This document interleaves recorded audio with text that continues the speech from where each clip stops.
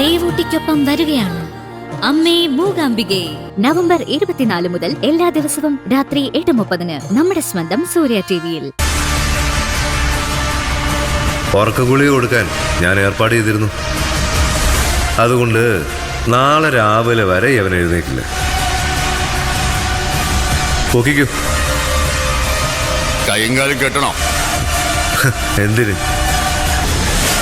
ആന കുത്താൻ വന്നാൽ പോലും അവൻ എഴുന്നേക്കില്ല. അത്രയ്ക്കും ഡോസുള്ള ഗുളിക കൊടുത്തിരിക്കുന്നത്. ചെല്ല്.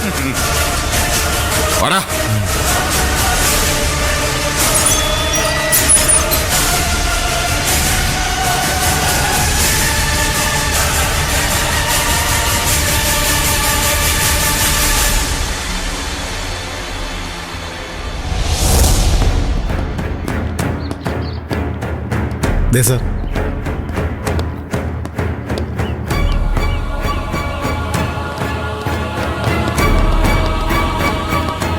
എന്താ സർ? ശരവണൻ എവിടെ? ഏത് ശരവണൻ? ഇവിടെ നിങ്ങൾ സെല്ലിൽ അടച്ചിരിക്കുന്ന ശരവണൻ. സെല്ലോ? അതിനിവിടെ രോഗികളെ കിടത്തി ചികിത്സിക്കാറില്ലല്ലോ. നുണ പറയണ്ട. ഞങ്ങൾക്കറിയാം ശരവണൻ ഇവിടെ തന്നെ ഉണ്ടെന്ന്. അവനെയും കൊണ്ടേ ഞങ്ങൾ പോകൂ. ഞങ്ങൾക്ക് അയാളൊന്ന് ചോദ്യം ചെയ്യണം. അയാളിൽ നിന്ന് ചില കാര്യങ്ങൾ ഞങ്ങൾക്ക് അറിയാനുണ്ട്. സർ, ദേവി ഇത് പറയുന്നത് വിശ്വസിക്കണം. ഇവിടെ ഞങ്ങൾ ആരെയും കിടത്തി ചികിത്സിക്കാറില്ല. അതിനുള്ള സൗകര്യം ഹോസ്പിറ്റലില്ല. സർ, ഇവരോടൊന്നും സംസാരിക്കേണ്ട ആവശ്യമില്ല. കയറി നോക്ക്. അപ്പൊ അറിയാലോ ശരവണൻ ഉണ്ടോ ഇല്ലയോ എന്ന്.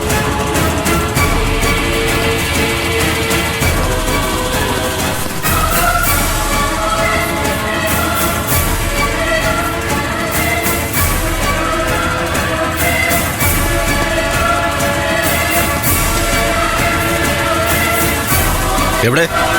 ഇവിടെ ഉണ്ടായിരുന്നു സാർ. ഇതിനകത്ത് തന്നെ ഉണ്ടായിരുന്നു.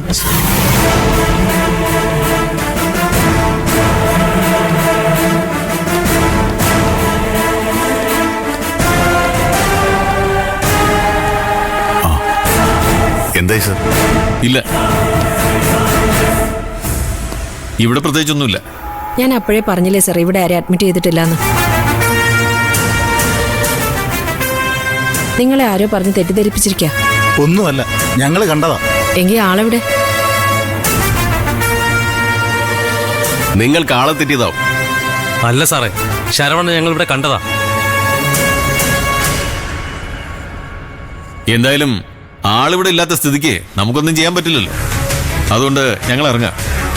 Sorry for the inconvenience.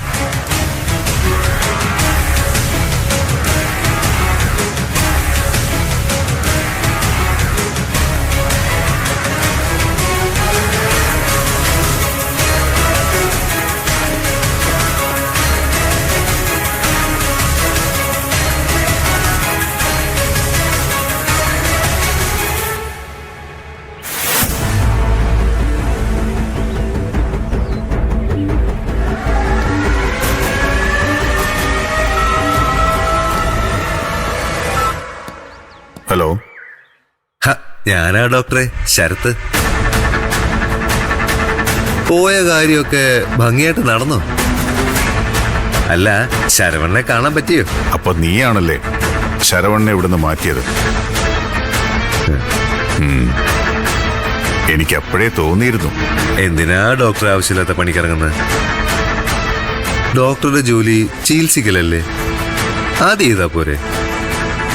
എന്തിനാ എന്നെ ബുദ്ധിമുട്ടിക്കുന്നത്? എപ്പോഴും നീ തന്നെ ജയിക്കുമെന്ന് നിനക്ക് തോന്നുന്നുണ്ടോ?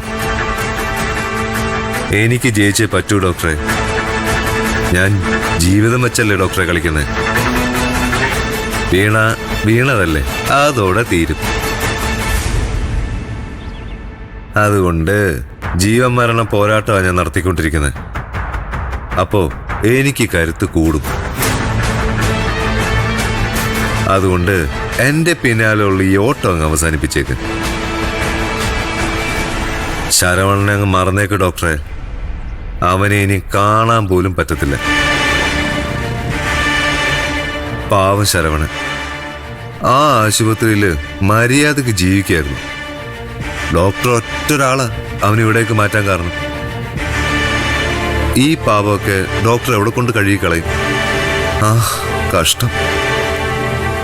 ആ അപ്പോ വെക്കട്ടെ ഡോക്ടറെ, നമുക്ക് ഇനിയും കാണാവേ. ശരത്ത, നമ്മൾ ഊഹിച്ചു തന്നെ അവൻ ആ ശരവണനെ കൊണ്ടുപോയി. ഛെ, ഒരിക്കലും അങ്ങനെ സംഭവിക്കാൻ പാടില്ലായിരുന്നു. നമ്മൾ കുറച്ചുകൂടി നേരത്തെ എത്തിയെങ്കിൽ ശരവണനെ രക്ഷിക്കാൻ പറ്റുമായിരുന്നു.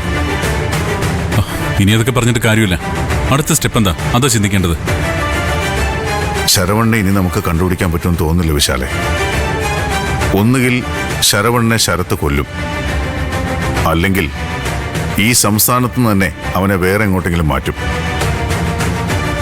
ഏതെങ്കിലും ദൂരെയുള്ള സ്ഥലത്തേക്ക്. കൊല്ലാനാണ് സാധ്യത. അല്ലെങ്കിൽ പിന്നെ സംഭവിക്കാൻ പോകുന്ന എന്താണെന്ന് അവൻ നന്നായിട്ട് അറിയാം. ആദ്യം തകർക്കേണ്ടത് ഈ ഹോസ്പിറ്റലാ. അവരാ അതിനൊക്കെ കൂട്ടു നിൽക്കുന്നത്. നിയമപരമായിട്ട് അവർക്കെതിരെ നീങ്ങാനുള്ള ഒരു തെളിവും നമ്മുടെ പക്കലില്ല. അതാണ് വേറൊരു പ്രശ്നം. സാരമില്ല ഡോക്ടറെ, ഒരു വാതിൽ അടയുമ്പോൾ 9 എണ്ണം വേറെ തുറക്കും. നമ്മളാണല്ലോ ശരിയുടെ പക്ഷത്ത് നിൽക്കുന്നത്. അതുകൊണ്ട് അങ്ങനെ തോറ്റുപോകുകയൊന്നുമില്ല.